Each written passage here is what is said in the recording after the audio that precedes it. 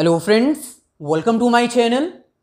आज हम डिस्कस करेंगे +1 अकाउंटिंग में से सेकंड चैप्टर के फर्स्ट पार्ट के बारे में, that is theory base of accounting. +1 accounting की जितनी भी वीडियोस अब तक हमने अपलोड किए हैं उन सभी वीडियोस का लिंक डिस्क्रिप्शन में गिवन है, आप जाकर देख सकते हैं। थ्योरी बेस ऑफ अकाउंटिंग में फर्स्ट ऑफ ऑल आपको ये पता होना चाहिए कि ऑल्दो अकाउंटिंग एक प्रैक्टिकल सब्जेक्ट है, लेकिन जितने भी प्रैक्टिसेस, जितने भी न्यूमेरिकल क्वेश्चंस हमें सॉल्व करने हैं वो टोटली बेस्ड होते हैं थ्योरी के ऊपर। इट मींस थ्योरी के अकॉर्डिंग जो हमें rules, regulations, concepts, principles, guidelines provide की जाती हैं उन्हीं को हमें अपनी प्रैक्टिकल लाइफ में अपने न्यूमेरिकल क्वेश्चंस को सॉल्व करते हुए फॉलो करना होता है।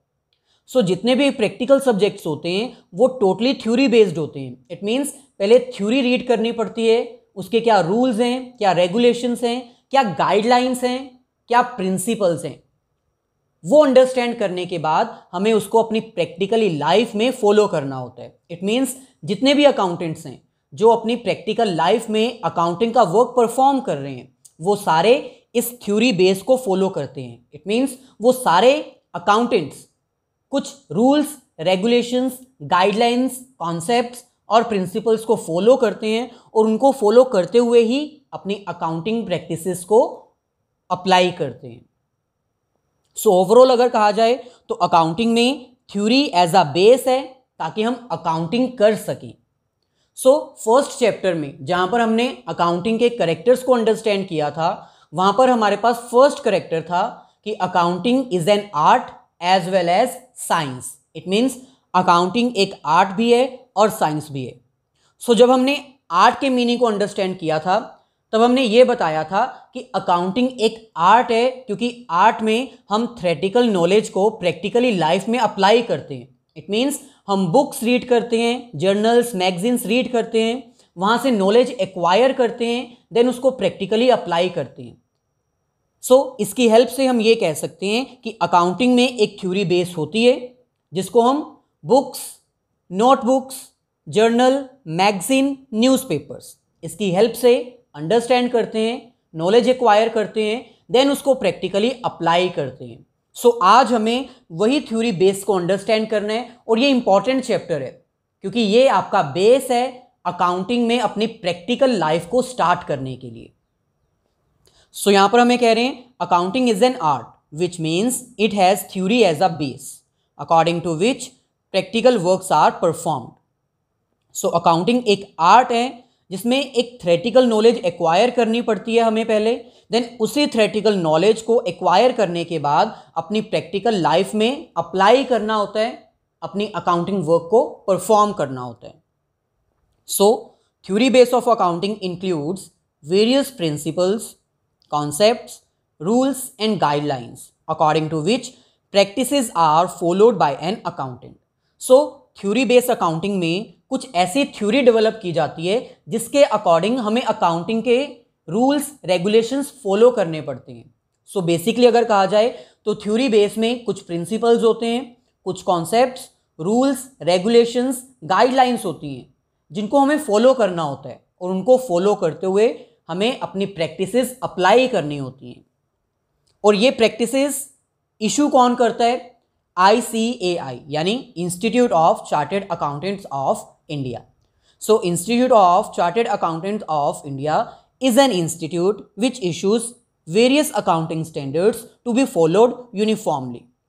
इंडिया में rules, regulations, principles, guidelines, standards कौन इशू करता है? एक इंस्टीट्यूट है जिसका नेम क्या है? Institute of chartered accountants of India. और ये फॉलो इसलिए किए जाते हैं ताकि सभी अकाउंटेंट्स इन रूल्स, रेगुलेशंस को फॉलो करें और यूनिफॉर्मली अपनी प्रैक्टिसेस को अप्लाई करें, कंसिस्टेंसी आए, किसी भी अकाउंटेंट प्रैक्टिसेस में डिफरेंस अराइज ना हो।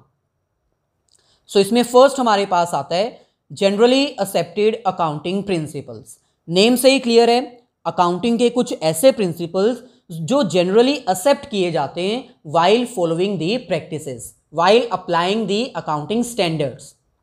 जब अकाउंटिंग की जाती है, जब एक अकाउंटेंट अपनी अकाउंटिंग का वर्क परफॉर्म करता है तो उनको कुछ अकाउंटिंग प्रिंसिपल्स फॉलो करने होते हैं और ये प्रिंसिपल्स जनरली हर एक अकाउंटेंट को फॉलो करने होते हैं अपनी लाइफ में। सो यहाँ पर हमें कह रहे हैं दीज आर दी रूल्स और guidelines which needs to be followed by every business while recording their business transactions. So accounting principles जो जनरली एक्सेप्ट किए जाते हैं, फॉलो किए जाते हैं, उसमें होता क्या है, कुछ रूल्स बना दिए जाते हैं, कुछ गाइडलाइंस इस्टेब्लिश की जाती हैं जिनको फॉलो करना होता है वाइल रिकॉर्डिंग बिजनेस ट्रांजेक्शंस। जब आप अपनी बिजनेस की ट्रांजेक्शन्स को रिकॉर्ड करते हो, उनको जर्नलाइज करते हो, लेजर करते हो या कोई भी ट्रांजेक्शन को रिकॉर्ड करते हो, देन उसको हमें क्या करना होता है, फॉलो करना होता है अकाउंटिंग प्रिंसिपल्स के according. So generally accepted accounting principles are those principles which are developed to maintain uniformity and consistency of accounting records। accounting records में uniformity यानी similarity और consistency लेके आने के लिए हमें कुछ principles follow करने होते हैं और उनको हम क्या बोलते हैं, generally accepted accounting principles। Basically ये रूल्स एंड रेगुलेशंस होते हैं, गाइडलाइंस होती हैं, स्टैंडर्ड्स होते हैं जिनको फॉलो करते हुए हमें अपनी अकाउंटिंग ट्रांजैक्शंस को रिकॉर्ड करना होता है, बिजनेस ट्रांजैक्शंस को रिकॉर्ड करना होता है। सो चलिए आज हम अपनी फर्स्ट 3 अकाउंटिंग प्रिंसिपल्स को अंडरस्टैंड करते हैं जिसके अकॉर्डिंग हम अपनी accounting transaction, business related transactions को रिकॉर्ड करते हैं।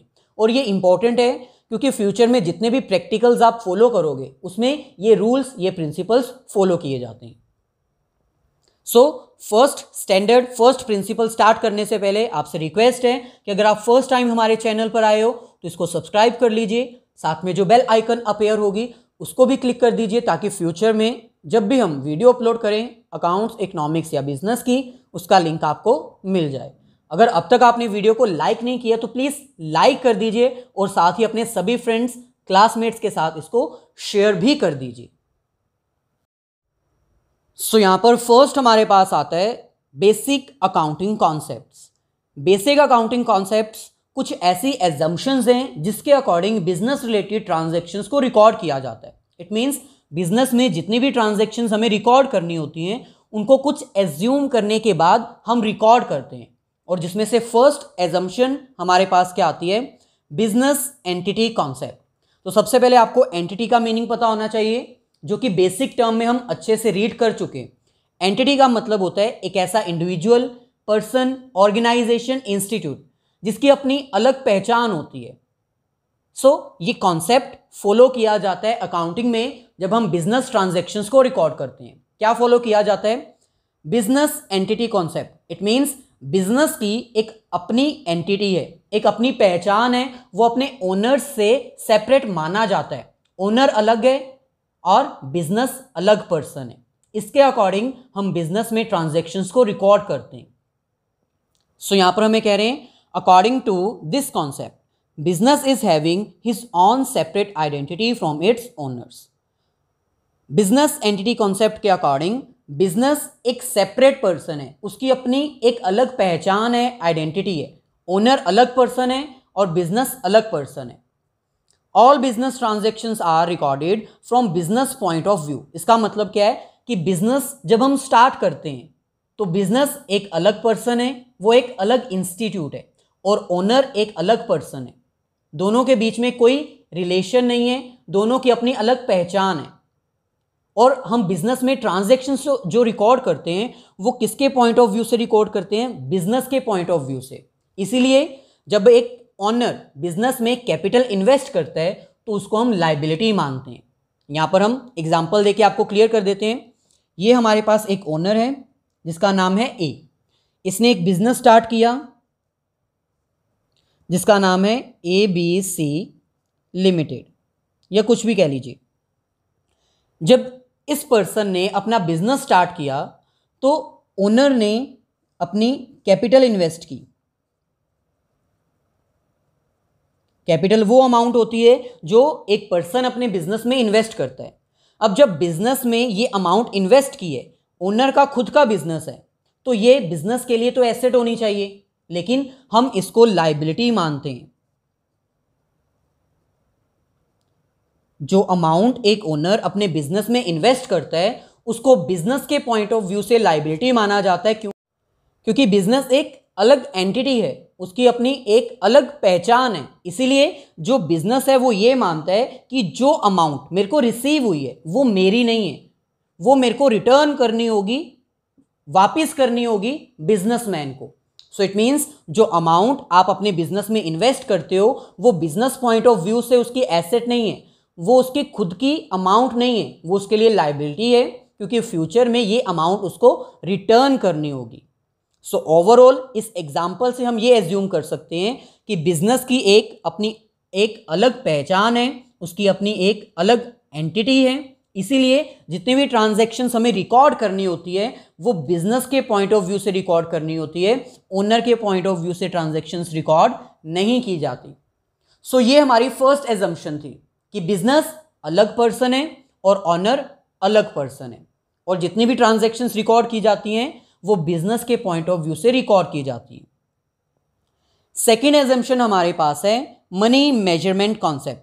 सिंपल है, इसको हम पहले भी अंडरस्टैंड कर चुके हैं। बिजनेस में सिर्फ वही ट्रांजैक्शंस रिकॉर्ड की जाती हैं जिनको मेजर किया जा सकता है इन टर्म्स ऑफ मनी, यानी वो आइटम्स जिनको मनी में मेजर नहीं किया जा सकता उनको हम अकाउंट में रिकॉर्ड नहीं करते।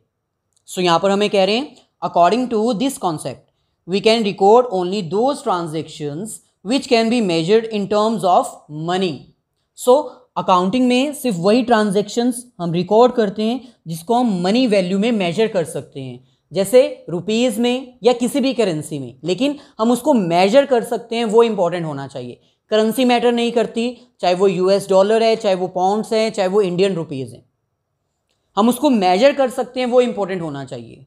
वो ट्रांजैक्शंस जिसको हम नहीं मेजर कर सकते मनी टर्म में, उनको हम नहीं रिकॉर्ड कर सकते। Those business transactions which cannot be expressed in terms of money are not recorded in the books of accounts. वो सारी ट्रांजैक्शंस जिसको हम मनी मेजर में या मनी में एक्सप्रेस नहीं कर सकते, मेजर नहीं कर सकते, उनको हम बुक्स में रिकॉर्ड नहीं करते। जैसे for example motivation of the employees, efficiency of the employees, employees कितने एफिशिएंट हैं, वो कितने मोटिवेटेड हैं, ये हम मेजर नहीं कर सकते।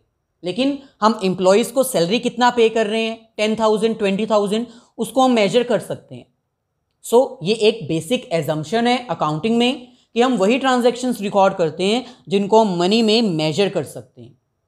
सो फर्स्ट कॉन्सेप्ट बिजनेस अलग है और ऑनर अलग है। सेकेंड कॉन्सेप्ट बिजनेस में सिर्फ वही ट्रांजैक्शंस रिकॉर्ड की जाती है जिसको हम एक पर्टिकुलर अमाउंट में, पर्टिकुलर करेंसी में मेजर कर सकते हैं। नेक्स्ट थर्ड हमारे पास आता है गोइंग कंसर्न कॉन्सेप्ट। इसके नेम से ही क्लियर है, going concern it means business एक गोइंग कंसर्न होना चाहिए। कभी भी एक बिजनेसमैन ये सोचकर बिजनेस स्टार्ट नहीं करता कि आने वाले टाइम पर वो बिजनेस बंद कर देगा। इट मीन्स एक बिजनेस जब स्टार्ट किया जाता है तो उसका क्लोजर टाइम फिक्स नहीं किया जाता। सो यही कॉन्सेप्ट, यही अजम्पशन यहां पर फॉलो की गई है। According to this concept a business is going concern which means one should operate their business for a long period of time. जब हम बिजनेस स्टार्ट करते हैं तो हम ये नहीं डिसाइड करते कि एक पर्टिकुलर डेट को हमें बिजनेस बंद करना है। सो ये एजम्पशन है कि बिजनेस को स्टार्ट किया जाता है with the assumption that we are going to operate our business for a long period of time. हम अपना बिजनेस एक लॉन्ग ड्यूरेशन के लिए रन करेंगे, ऑपरेट करेंगे। इसके सिंपल एग्जांपल है, अगर आपने एक एसेट परचेज की है बिजनेस में और उसकी अमाउंट है 10 लाख, इस एसेट को यूज करते हुए आपने प्रोडक्शन की, प्रोडक्शन करने के बाद एक्सपेंसेस बियर करने के बाद आपने प्रॉफिट अर्न किया 2 लाख, तो क्या अब आप अपना बिजनेस बंद कर दोगे? नहीं बंद कर सकते। क्यों? क्योंकि आपका एक तो बेसिक एजम्पशन ये है कि वो गोइंग कंसर्न कॉन्सेप्ट है, दूसरा आप तो लॉस में चले जाओगे अगर आप बिजनेस बंद कर दोगे। 10 लाख आपने इन्वेस्ट कर दिया एसेट में और 2 लाख आपका प्रॉफिट है। सो इसीलिए एसेट्स की जो हम यूसेज करते हैं उसको हम राइट डाउन करते हैं over the period. It means मैंने 10 लाख की अगर एसेट परचेज की तो वो सारी की सारी एसेट मैं एक साल में तो यूज़ नहीं कर सकता। इसकी जो अमाउंट है वो मेरे को राइट ऑफ करनी होगी कुछ ईयर्स में। जैसे फर्स्ट ईयर में मैंने 2 लाख की यूज़ की, सेकेंड ईयर में यूज़ की, फिर थर्ड, फिफ्थ, ऐसे ही टोटल 5 ईयर्स में हमने इसको यूज़ किया। सो इसके बेसिस के ऊपर ही हम एसेट की वैल्यू को कुछ नंबर ऑफ ईयर्स में राइट डाउन करते हैं, एक ही ईयर में नहीं कर सकते। अगर फर्स्ट ईयर में ही इसको पूरा राइट डाउन कर देंगे तो बिजनेस तो कभी प्रॉफिट में रन ही नहीं कर पाएगा। सो ये एक बेसिक एजम्पशन है।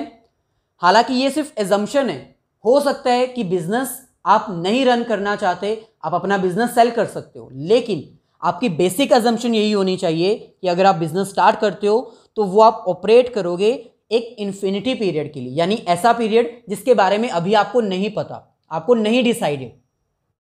सो ये थी हमारे पास आज की वीडियो। अगर वीडियो अच्छी लगी है तो प्लीज़ इसको लाइक कर दीजिए, सभी फ्रेंड्स के साथ शेयर कर दीजिए। अगर आपका कोई क्वेश्चन है तो आप कमेंट करके पूछ सकते हैं, अदरवाइज आप हमको इंस्टाग्राम पर भी फॉलो कर सकते हैं।